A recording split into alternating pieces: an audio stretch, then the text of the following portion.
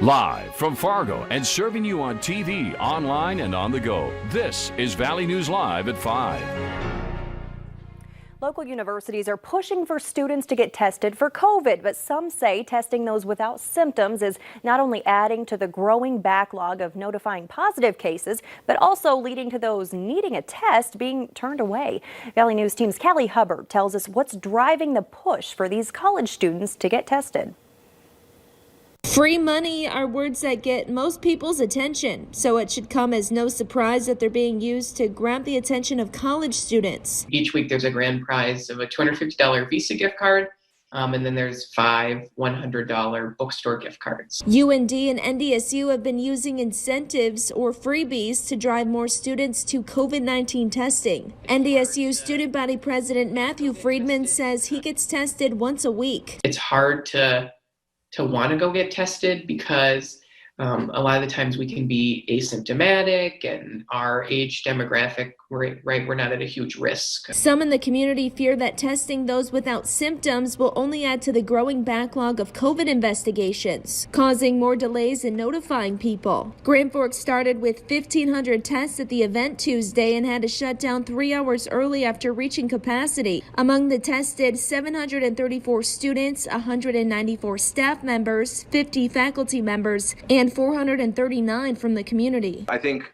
both people are getting concerned, as they should be, about where we are with the COVID. Jed Shivers and Kara Helgren with UND say they're continuing to brainstorm ways to get more people to test, adding Grand Forks is hitting records for COVID-19 testing in the state. Also, I think it shows the incentives are working to bring people to the events. We can bring people to these events, and we're hoping that the state notices this and continues to generously focus its testing resources on Grand Forks County and UND. And it's a great way to help support our local economy. We've had a lot of positive support from students as well as local retailers to keep this going. They say they're working with the state to become a pilot site for saliva testing, a cheaper approach that can reach more. The more testing you do, right, the better idea you have of the cases in your community. In the Red River Valley, Callie Hubbard, Valley News Live. Another testing event is slated for next Tuesday at UND. It's set to run from 9 to 5, but again, may close early if they run out of tests. Well, we know another round of snow is headed our way. Hutch tells us when we can expect it to start. Hutch? Thanks so much, Stacy. As we head into our evening, we're already seeing a few flakes of snow develop, but as the radar shows, we have a little bit of activity on the I-29 corridor in northeast South Dakota, pushing into western and southwest Minnesota, a little bit along the South Dakota border south of Bismarck as well. Big time snow is on its way. Here's a look at what we're projecting along Interstate 94. We're going to be right in that ramp where we see a trace to the north to up to 4 inches or so, not far from us, right here in the FM area. Same thing goes for Valley City and Detroit Lakes, where you have the dark blues down here, 3 to 6 inches with the old plus sign on there, because we think there'll be some enhanced bands. They'll be very narrow, and where they set up, we could get some ridiculous snowfall, upwards of 10 inches or so. Right now, though, your evening looking quiet. Temperatures in the 20s by bedtime, light winds. And for some of you in South Dakota and our southern counties, a chance for flakes even into the overnight. More here in just a few moments. All right, thanks so much, Hutch. Well, a man is in jail following a disturbance with a gun outside a downtown Fargo bar around 1:30 this morning. Police were flagged down behind the Bismarck Tavern by witnesses who said one man in a group of 3 was waving a gun around outside. Jesse Burnett was arrested for terrorizing. Police say he pointed the gun at several people after an argument started inside the bar. One victim recorded video of the incident. Officers searched the vehicle Burnett had been seen in and located a handgun and 7 grams of marijuana.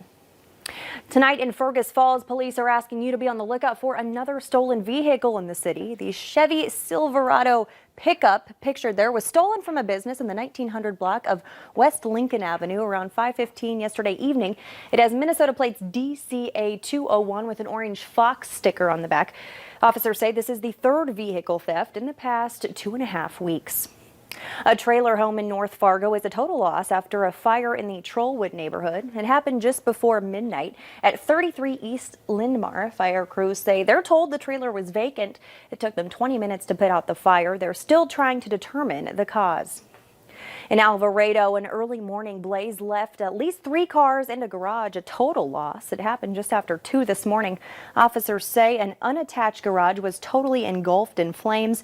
While there were propane tanks nearby, crews say they don't appear to have anything to do with the fire and none of the tanks exploded. The cause is yet to be determined. Researchers at King's College in London are looking into why some people have the coronavirus longer than others. Some patterns are starting to form that answer that question. CBS's Ian Lee has more. Vicky Bourne went from ziplining on vacation and hitting the gym several times a week to dealing with waves of illness after catching the coronavirus in March. I lost my sense of taste and smell again. It just went completely. I get really wheezy and breathless, and I have to use an inhaler twice a day now. Vicky is describing what doctors call long COVID. UK researchers believe thousands of people share a similar experience, so they asked coronavirus patients to log their symptoms on an app. Most recovered in under 11 days, but 1 in 7 were sick for more than a month, while 1 in 50 reported being sick for more than 12 weeks. Doctors say people at higher risk for long COVID have more than 5 symptoms in their first week, are over 50, women, and have asthma. We wanted to have an idea of how much that might affect people, especially as we are going into a second wave now in the pandemic, where more and more people are going to get exposed to the virus. As cases spike around the globe, doctors are creating a model to predict who is at most risk of long COVID. They hope their research will help prevent and treat the deadly virus. Ian Lee, CBS News, London. The UK government has released a film aimed at raising awareness of long COVID symptoms. It's also investing more than $13 million into dedicated long COVID clinics in England. Another mask mandate in the FM Metro may be coming. West Fargo city leaders are expected to make a decision within the next few hours. Stay tuned with us throughout the night to receive the latest updates. North Dakota is now being added to the Kansas Department of Health and Environment's quarantine travel list. Residents who traveled to or from North Dakota starting today need to quarantine for 14 days. The state continues to ask those who attend mass gatherings of 500 or more people or anyone who's been on a cruise ship to quarantine. Kamala Harris is campaigning in North Carolina, telling voters that they may determine the outcome of the election. The Democratic vice presidential nominee began her day speaking before a small audience in Asheville, a progressive enclave in mostly conservative western North Carolina. Harris reiterated the stakes of the election, including the potential fate of the Affordable Care Act and its protections for those with pre-existing conditions. 13 days to go. 13 days to go. And we cannot spare a minute, sister and brothers. We cannot spare a minute in terms of everything that I know everyone here and around our country is prepared to do, as Joe Biden says, to fight for the soul of our nation. Harris is also scheduled to campaign in Charlotte. The North Carolina swing was originally scheduled for last week, but was postponed when 2 people connected with Harris's campaign tested positive for COVID. Lawyers tasked with identifying families who were separated at the southern border say they haven't found the parents of 545 children.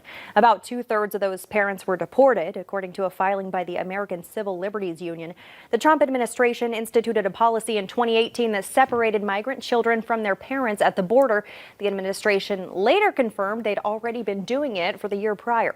The policy was terminated, but the parents of children who were separated back in 2017 have already been deported. Coming up on Valley News Live at 5, the pandemic being blamed for record high overdose deaths. And we are watching the radar light up down near South Dakota. Your hour-by-hour forecast for a winter storm is next.